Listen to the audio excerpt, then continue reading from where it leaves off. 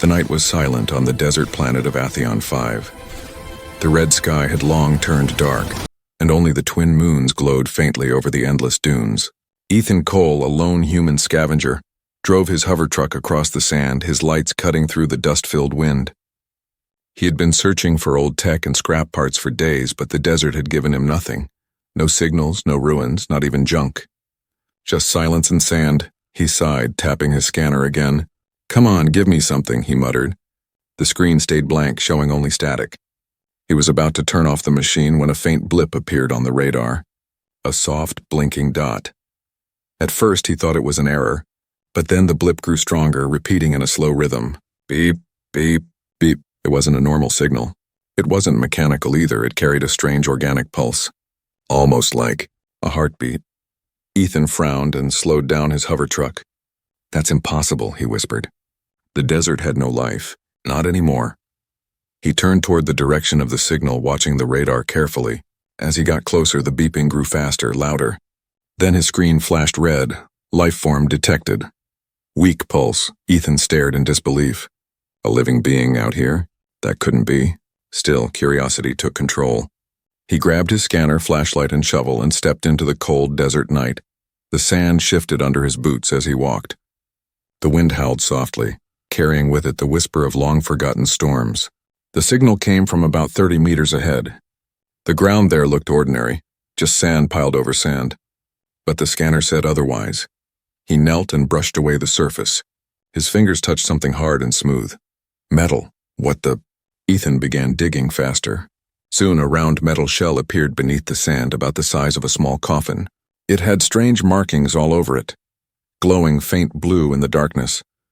The heartbeat signal was coming from inside. He placed his ear to the metal. For a second he thought he heard nothing. Then thump, thump, thump, slow, weak, but real. Someone, or something, was alive inside. Ethan's heart began to race. He quickly set up his portable cutter and began slicing open the pod. The smell of burnt metal filled the air and steam hissed as he forced the lid open. Inside lay a small figure. A child. No, an alien girl. Her skin was pale silver, smooth like glass and faintly glowing. Her hair shimmered like threads of light. She wore no clothes, only a layer of crystal dust, and her eyes were closed, her breathing shallow. Ethan froze.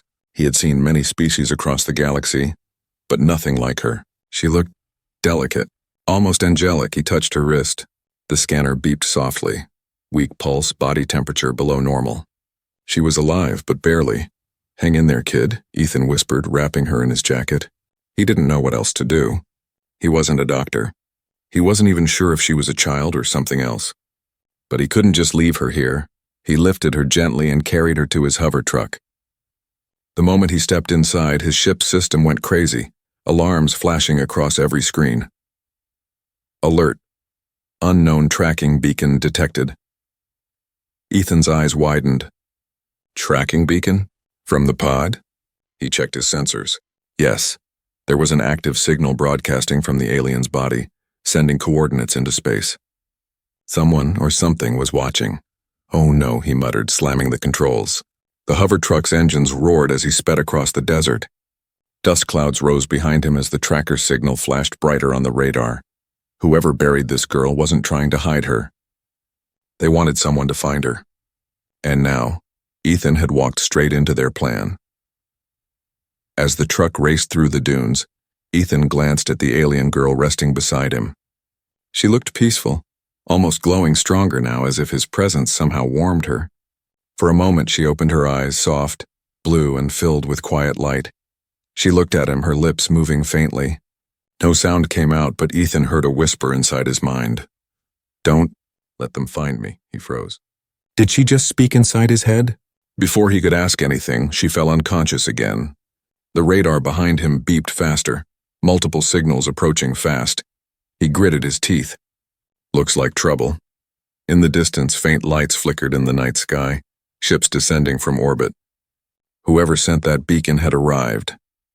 Ethan pushed the throttle to its limit, heart pounding. He didn't know who she was or why someone buried her alive, but one thing was clear. She was in danger. And now so was he. The desert roared as his hover truck disappeared into the dunes. The wind howled, and behind him lights from the incoming ships grew brighter. Ethan didn't look back. He just whispered under his breath, "Hold on, kid. Whatever you are, I'll keep you safe." And somewhere high above, beyond the twin moons, a dark fleet of ships locked onto his signal, chasing the man who had just dug up the galaxy's most dangerous secret. The engines of Ethan's hover truck screamed as he raced through the endless dunes. The alien girl lay on the seat beside him, her silver skin faintly glowing in the darkness. Every few seconds he glanced at her, checking if she was still breathing. The scanner still showed a heartbeat, slow but steady. Above them, the night sky burned red as ships descended from orbit. Their bright searchlights swept across the desert, searching. The tracker inside the girl's body was calling to them like a beacon. "Who are they?" Ethan muttered, gripping the steering controls. "And who are you?" He pushed the throttle to maximum and sped toward a narrow canyon, one of the few places where radar signals would break. The hover truck bounced violently as rocks and sand crashed against the hull. He didn't care. He just needed to hide. After several long minutes, he finally reached the bottom of the canyon. The signal faded on the radar. They were safe. For now. Ethan stopped the truck, breathing hard. The engine hissed and cooled. Silence filled the air again. He turned to look at the alien girl. She was lying motionless, wrapped in his old jacket. Her skin's glow had faded, and her breathing had become shallow again. He frowned, checking his scanner. Her body temperature was dropping fast. "Damn it," he whispered. "Don't die on me now." He rushed to the back of the truck where he kept a small med kit and some repair tools. He had no alien medicine, but he did have a portable heat field and a small oxygen injector. He placed both near her chest, hoping it would help. Slowly, color returned to her face, or something close to color. A soft blue light began to spread from under her skin, pulsing like a heartbeat. Her eyelids fluttered, and then she opened her eyes. Ethan froze. Her eyes were unlike anything he had ever seen. Bright sapphire blue, glowing faintly, as if tiny stars lived inside them. She stared at him for a long moment, confused and afraid. "Hey," he said softly, raising his hands to show he meant no harm. "You're safe. I found you buried out there. You were barely alive," she blinked. Her lips moved, but no words came out. Then Ethan heard something strange, a whisper not through his ears but inside his head. "Where am I?" He stared, stunned. You can talk in my mind?" Her eyes softened, and he felt another gentle wave of thought. "I am sorry. I don't know how else to speak." Ethan nodded slowly. "It's okay. You're doing fine." She sat up weakly, holding the edge of his jacket around her shoulders. Her small hands trembled.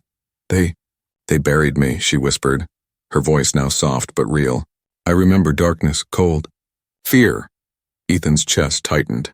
"Who did that to you?" She looked down. "The ones who made me." Before he could ask more, the ship's scanner beeped again. A faint signal flickered on the screen. Someone was still tracking them, even through the canyon walls. Ethan cursed under his breath. He turned back to her. "We can't stay here long. Whoever's chasing you, they're still out there." The girl's eyes filled with fear. "Please don't let them take me." Ethan nodded firmly. "I won't." He helped her lie back and covered her again. Then he fired up the ship's engines quietly, moving deeper into the canyon where the radar could completely disappear. As they moved, she spoke again, her voice faint. "My name is Leary," he repeated. "That's a nice name. I'm Ethan." She looked at him for a moment, her eyes glowing softly in the dark. "Ethan, you are human." "Yeah. You know humans?" "I know what they are. My creators talked about them. They said humans were dangerous." Ethan chuckled dryly. Guess they weren't wrong. But her next words made his smile fade. They said humans were brave enough to face gods, and foolish enough to anger them. Ethan frowned. What's that supposed to mean? Before she could answer, a loud bang echoed through the canyon. A blast shook the truck, knocking both of them off balance. The scanner flashed red again. Multiple signals inbound. "They found us," Ethan shouted. Leary's eyes widened in terror. "No. They will kill you if you help me." "I've already made my choice," Ethan said, gripping the controls. "Hold on." He pushed the engines to full power, the hover truck shooting through the canyon like lightning. Laser fire hit the rocks around them, sending chunks of stone flying. The air filled with dust and light. Through it all, Ethan saw Leary clutching the seat, her eyes glowing brighter and brighter. Energy started to hum around her body, crackling in the air. "Leary, what's happening?" he yelled. I can't control it," she cried. A wave of blue light burst from her body, hitting the canyon walls. The pursuing drones exploded instantly, crashing into the sand in flames. Ethan slammed the brakes, the truck skidding to a halt. Silence fell again. Smoke rose from the wreckage behind them. Leary stared at her trembling hands, horrified. "I didn't mean to, I just wanted to stop them." Ethan looked at her, truly looked at her this time. She was no normal alien. Whatever she was, she held the kind of power that could destroy entire fleets. He exhaled slowly. "Leary," he said quietly, "just what are you?" Her glowing eyes turned to him, filled with pain. "I don't know," she whispered. "But they called me the mistake that shouldn't exist." And for the first time, Ethan realized he hadn't rescued a lost child. He had awakened something the galaxy was desperate to keep buried. The desert sun was rising when Ethan's hover truck rolled out of the canyon. The light turned the sky orange and the wind carried waves of burning sand across the open land. Ethan squinted at the horizon, searching for a safe route. Behind him, smoke still rose from the wreckage of the drones that Leary had destroyed. She sat quietly beside him, wrapped in his jacket, her small hands clutching the seatbelt. Her glowing skin had dimmed again, as if the light inside her had grown tired. Ethan glanced at her. "You okay?" She nodded weakly. "I didn't mean to hurt them. I know," he said softly. "You were protecting us."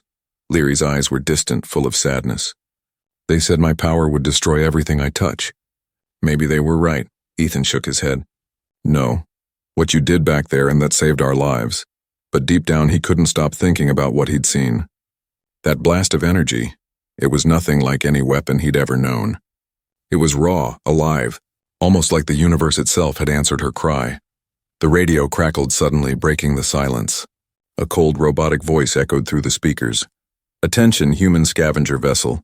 You are harboring a classified subject. Surrender immediately or face termination." Ethan's hands tightened on the controls. "They're tracking us again," he muttered. He slammed the throttle forward. The truck roared as it sped across the wasteland, kicking up a storm of sand. The voice continued to echo through the static, demanding surrender, promising mercy. But Ethan didn't believe in mercy from people who buried children alive. Leary's eyes widened as she looked back. "They're coming," she whispered. Ethan glanced at the mirror, and his blood ran cold. In the distance, a dark shape was cutting through the sandstorm, a massive Union gunship, sleek and silver, hovering low to the ground. Two smaller drones flanked it like hunting dogs.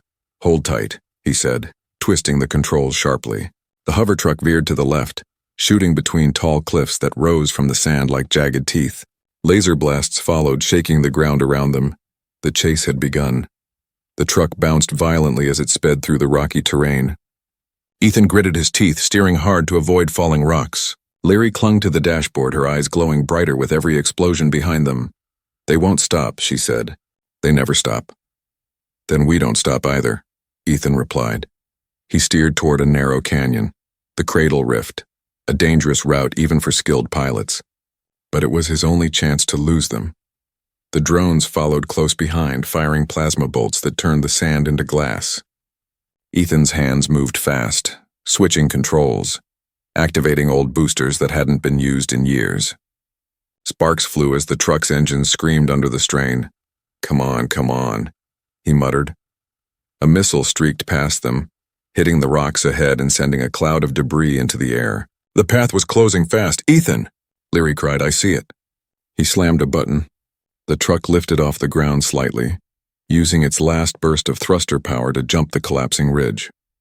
For a moment they were flying, weightless, suspended in air, before crashing back onto the sand below. The landing was rough, but they made it through. Behind them, one of the drones hit the cliff and exploded in a fiery blast. The gunship had to pull up, losing them for a few seconds. Ethan slowed down and drove into a narrow cave hidden behind a rock wall. He shut off the engines and killed the lights. Silence returned, heavy, tense. Dust fell from the ceiling as distant explosions echoed outside. Ethan sat still, breathing hard. Leary turned to him, her small face pale. "Why are you helping me?" she asked softly. Ethan looked at her for a moment. "Because someone has to. But you don't even know who I am." He gave a faint smile. "I know enough. You didn't ask for this, and I won't let them bury you again." Leary's eyes glistened, her voice shaking. "They call me a starborn. They say I'm not supposed to exist." Ethan frowned. "Starborn?" She nodded slowly. "Made from the stars. And from human blood." Ethan froze. "Human blood?" "Yes. The Union wanted to make beings who could control energy itself. But when they saw what we could do, they became afraid." Her eyes dimmed again. "They said we were mistakes. They destroyed the others. I was the last." Ethan stared at her, unable to speak. The truth hit him like a storm. The Union had created her. They had played with life itself, and when it frightened them, they tried to erase it. Leary's voice broke the silence. "I don't want to hurt anyone, Ethan. I just want to live." He placed a hand gently on her shoulder. "You will." Outside, the roar of engines grew louder again. The gunship was returning, scanning the canyon. Ethan started the engine quietly. "We need to keep moving. There's an old research facility not far from here. They might have data about you, about what really happened." Leary nodded. "Will we be safe there?" He smiled faintly. "Safe? Probably not. But maybe we'll find answers." As the truck rolled out of the cave and into the open desert again, the first rays of dawn touched the sand, painting the wasteland gold. Behind them, shadows of ships filled the sky, hunting, relentless.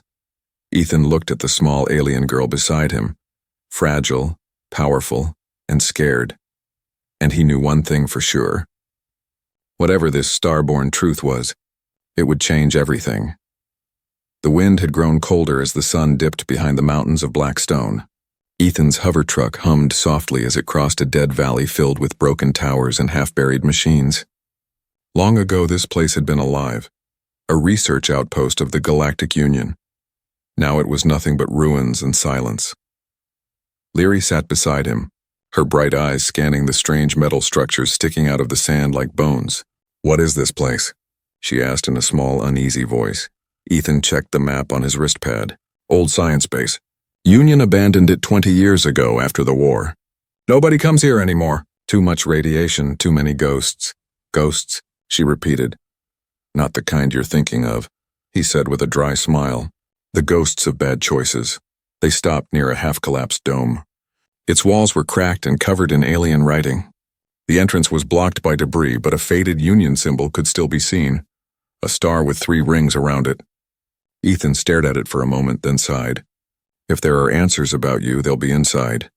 He pulled out a plasma cutter and began clearing the way.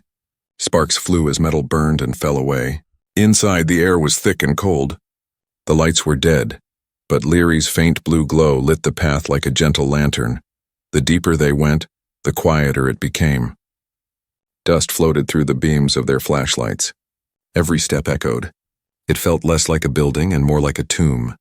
Ethan found a control panel buried under rubble. With some effort, he rewired it and got the emergency systems running. The old screens flickered to life, showing flickering Union logos and half-broken words. Leary's reflection shimmered in the screen as she stepped closer. "This place feels familiar," she whispered. Ethan frowned. "You've been here before?" "I don't know," she said softly. "But something inside me remembers." The main terminal came online, displaying a list of research files. Ethan scrolled through the data, reading the old titles aloud. "Subject testing phase 4? Energy adaptation experiments. Hybrid series Starborn project." He stopped. His eyes widened. "There it is." Leary looked up. "Starborn?" He clicked the file. The screen filled with video recordings. Scientists in white suits working inside bright laboratories. In the center of one room was a pod identical to the one Leary had been buried in. Inside it lay a small glowing child, just like her. Ethan's stomach turned. He played the next clip. A scientist spoke to the camera, his voice calm but cold. "Project Starborn, combining human DNA with stellar energy fragments from the core. Subject 07 shows unusual control over plasma waves. Emotional distress causes violent surges." Then came another video. The same scientist, older now, looking tired. The Council has deemed the project too dangerous. They've ordered all subjects terminated. Only one remains, Subject 09. She will be buried under containment far from Union space. We can't risk her awakening. The screen went black. Ethan turned slowly toward Leary. She stood frozen, her face pale, eyes wide with shock. Subject 09, she whispered. That's me, her voice cracked as she stepped back. They made me. I'm not real. I'm just an experiment, Ethan shook his head. You're as real as anyone I've ever met. They buried me alive, she said, tears glowing like stars as they rolled down her cheeks. They said I was a mistake. Why would they do that? Ethan had no answer. He looked at the flickering screen again, at the people who once called themselves saviors of the galaxy, turning on their own creation. He felt anger rise inside him, hot and bitter. Because they were afraid, he said finally. They created something they couldn't control, something powerful, and instead of protecting you, they tried to erase you. A sudden noise echoed through the hall, metallic footsteps. Ethan's head snapped toward the sound. He quickly shut off the screens and grabbed his blaster. We're not alone, he whispered. Leary's glow dimmed instantly as she pressed close to him. The sound grew louder. Boots on metal, voices speaking through comms. Sector 3 secure. Energy readings confirm presence of the target. Ethan's pulse quickened. Union soldiers. He turned to Leary. We need to move now. They crept through the dark corridors, past shattered glass and dead machines. The soldiers' lights grew brighter behind them. Leary whispered, They're going to find us. Not if we move fast, Ethan said. They reached a maintenance shaft and climbed down into the lower levels. But before they could escape, a familiar voice echoed through the chamber. Ethan Cole, the voice called out. Still rescuing lost causes, I see. Ethan froze. He knew that voice. From the shadows stepped Commander Arlen, his former comrade from the war, now wearing the black armor of the Union Enforcement Division. Her face was cold and sharp as steel. Hand over the girl, she said. You have no idea what you're protecting. Ethan aimed his blaster. She's not a weapon, Arlen, she's a child. Arlen's gaze hardened. That child nearly destroyed an entire star system once. She's the reason this facility was shut down. You think you can save her, Ethan? You can't even save yourself. Leary clung to Ethan's arm, trembling. Please, she whispered. Don't let them take me. He looked at her, then back at Arlen. You'll have to go through me first. Arlen sighed, raising her weapon. Then you leave me no choice. Before anyone could fire, the ground began to shake. The air turned electric, humming with power. Leary's eyes glowed bright white and the walls started to crack. Ethan shouted, Leary, stop. But it was too late. A blinding wave of energy erupted from her, shattering the corridor and throwing everyone backward. Lights exploded. Alarms wailed. When the dust settled, the soldiers were gone. The walls were burning, and Leary lay unconscious in Ethan's arms. He looked down at her, breathing hard, realizing the truth Arlen had spoken. Leary wasn't just special. She was dangerous unto herself, to him, and maybe to the entire galaxy. The ruins of the facility burned behind them as Ethan carried Leary out into the open desert night. The sky above was dark and endless, filled with stars that shimmered like silent witnesses. His arms trembled from exhaustion, his heart pounding with fear and confusion. Leary was unconscious, her skin flickering with faint pulses of light, like a dying star trying to stay alive. Each pulse made the air hum softly, and Ethan could feel the strange energy beneath his fingertips. He set her gently on the sand beside his hover truck. Come on, kid, he whispered, brushing the dust from her face. You've got to wake up. For a long moment, nothing happened. Then her eyes opened, dim and tired but alive. Ethan, where are we? Far enough from the base, he said, scanning the horizon. But they'll be back. Leary sat up slowly, wrapping his jacket around herself. I didn't mean to hurt them, she whispered. It just happened. I know, he said quietly. You were scared. Anyone would be. But deep inside, Ethan was afraid too. He had seen the raw power she carried, energy strong enough to rip steel apart and crush machines like paper. If she ever lost control again, even he wouldn't survive it. Still, he couldn't leave her. He looked at her, wanting small, trembling, lost, and saw not a weapon but a child who had never been given a chance to live. He was about to speak when a bright light filled the sky. A ship was descending, and sleek, black, and fast. Ethan cursed under his breath. "We've been found." The hover truck's engines roared as he tried to take off, but before he could move, a voice echoed through the comms. "Don't run, Ethan. You won't make it this time." He froze. That voice again, calm, sharp, and familiar. Commander Arlen. The ship landed nearby, kicking up a storm of dust. Soldiers poured out, their armor glinting under the moonlight. Arlen stepped forward, her silver visor reflecting the fire from the burning facility behind them. She removed her helmet and stared at him. "You look tired," she said coldly. "You always did have a habit of picking the losing side." Ethan raised his blaster. "And you always followed orders without asking why." Arlen's lips curved in a sad smile. "There's a reason for that. I learned that curiosity gets people killed." Her eyes shifted toward Leary, who stood weakly beside Ethan, her blue glow faint. "So this is the famous Subject 09, Arlen said softly. "She looks smaller than I expected." "She's not your subject," Ethan snapped. "She's a person." "A person?" Arlen tilted her head. "You saw what she did back there. That power inside her, it's not human, Ethan. It's a bomb waiting to explode." Leary's voice trembled. "I don't want to hurt anyone." Arlen's gaze softened for a brief moment. "I believe you," she said quietly. "But belief doesn't stop destruction. Do you even know what she's capable of? The last time she was awake, she burned an entire moon base to ashes. Hundreds died. That's why they buried her." Ethan shook his head. "No, that's not her fault. You experimented on her. You turned her into this." Arlen sighed. "You still don't get it. The Union didn't want to kill her. They wanted to contain her. But she escaped. And now if she loses control again, there won't be a galaxy left to save." She took a step closer, lowering her weapon. "Give her to me, Ethan. I can take her somewhere safe. Somewhere she won't hurt anyone, or herself." Ethan hesitated. The wind howled between them, carrying the smell of smoke and metal. His heart pounded painfully in his chest. Could she be right? Could Leary really destroy everything if he kept her by his side?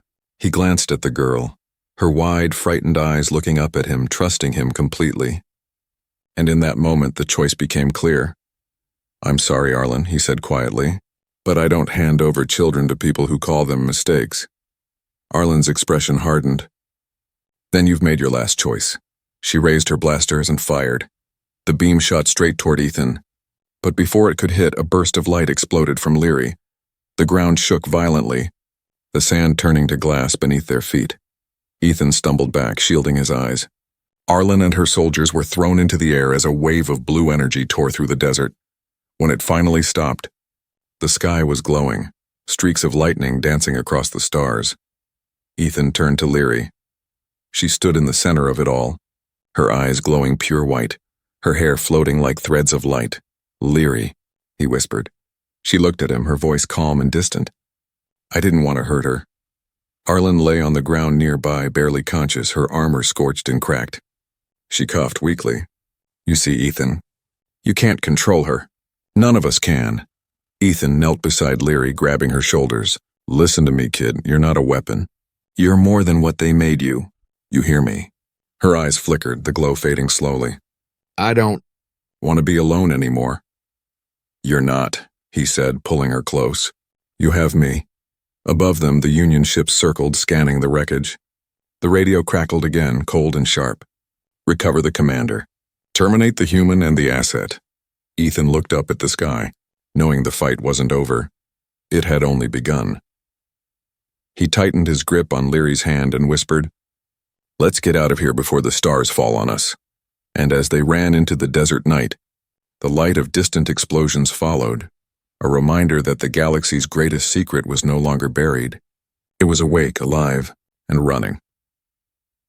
The desert stretched endlessly, silver under the light of Athion's twin moons.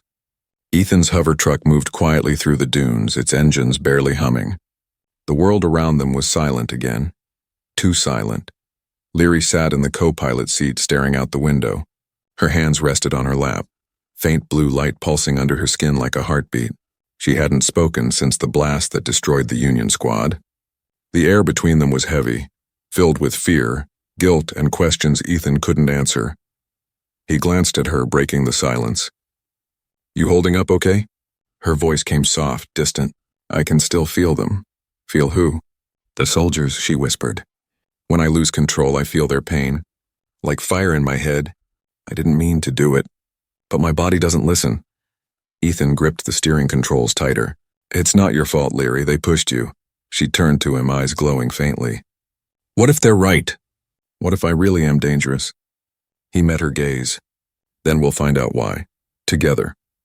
They drove for hours until the sands gave way to rocky cliffs. Hidden beneath the ridges was an old communication bunker, one of the last places the Union hadn't bombed during the purge. Ethan had been there once years ago. It still had working terminals if the power cells hadn't died. As they approached, the structure came into view. Half buried under dust, its metal doors rusted and broken. Ethan parked the truck and climbed out, scanning the area. No signals nearby, he said. We should be safe here for a while. Leary followed him inside. The bunker was cold and dark, but her faint glow lit the corridor. Old Union banners hung from the walls, torn and faded. The air smelled of burnt metal and decay. They reached the control room where Ethan connected his wrist pad to the main console. The old system flickered alive with static, lines of broken code scrolling across the screen. Come on, show me something useful, he muttered. After a few minutes, he found what he was looking for. Encrypted files labeled Project Starborn, genetic data. Here we go, he said, unlocking the file. The screen filled with holographic diagrams. Strands of DNA glowing in blue and gold. It wasn't just alien. It wasn't just human. It was something else entirely. Stars, he whispered. They use stellar matter, living energy from star cores. Leary stepped closer, her reflection shining on the glass. That's what's inside me. Ethan nodded. They didn't just make you. They fused you, human and star energy.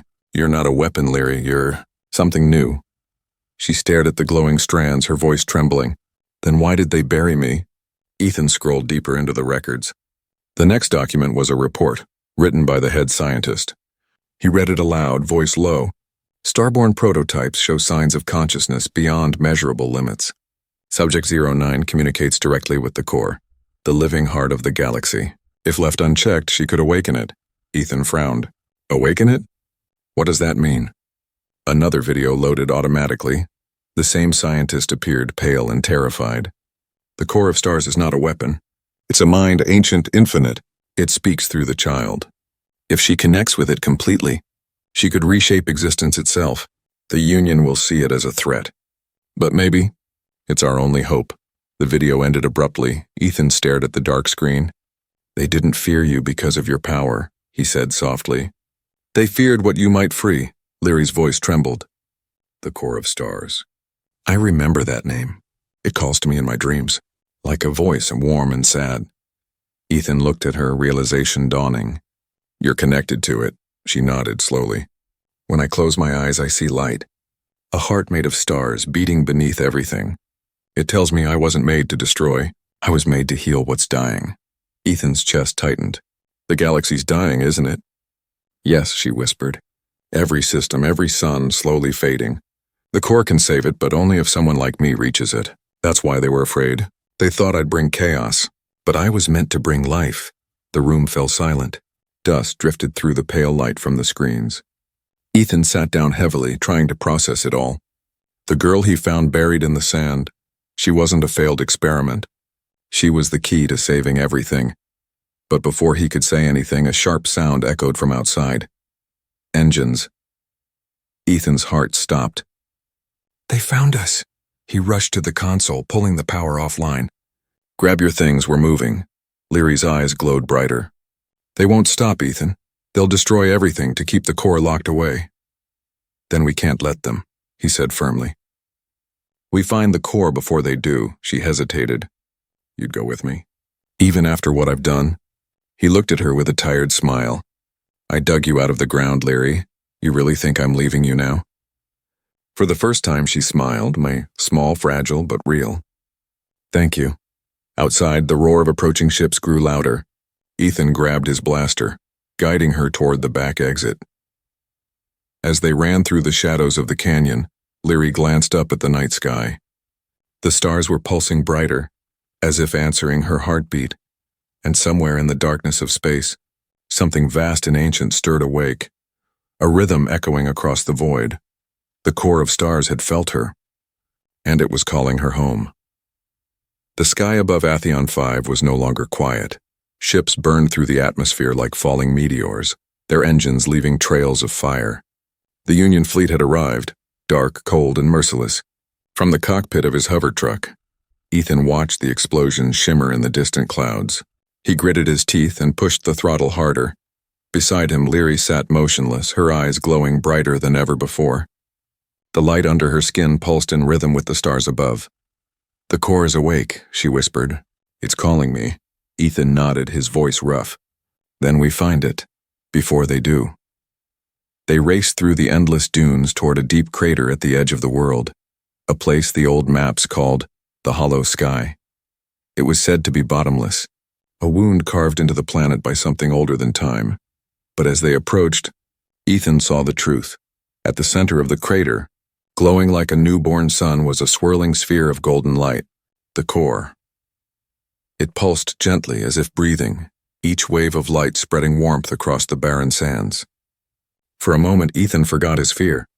The desert that had always felt lifeless now shimmered with energy.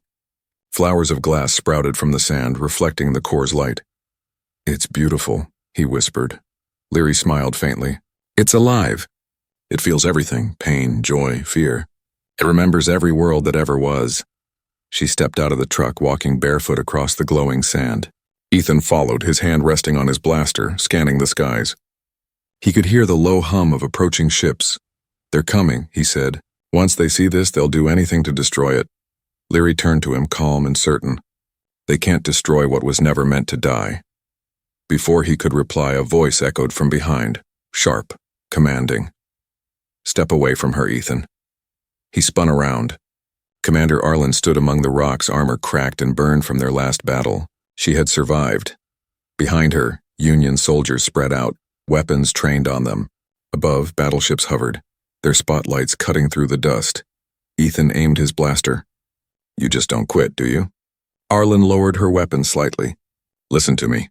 That thing, that core, it's not salvation. It's chaos. If she connects to it, we lose control of everything. Time, space, life, all of it." Leary stepped forward, her voice steady. "You already lost control when you tried to play gods." Arlen's face twisted. "You think you're a god, little girl? You're a weapon wearing a child's face." Ethan's voice cut through the tension. "Enough! Look around you, Arlen. Does this look like destruction?" The desert shimmered with light. The once dead land was blooming, small sprouts of glowing grass rising from the sand. The core pulsed again, and the ground hummed with warmth. Arlen hesitated, lowering her gun. "It's rebuilding?" Leary nodded.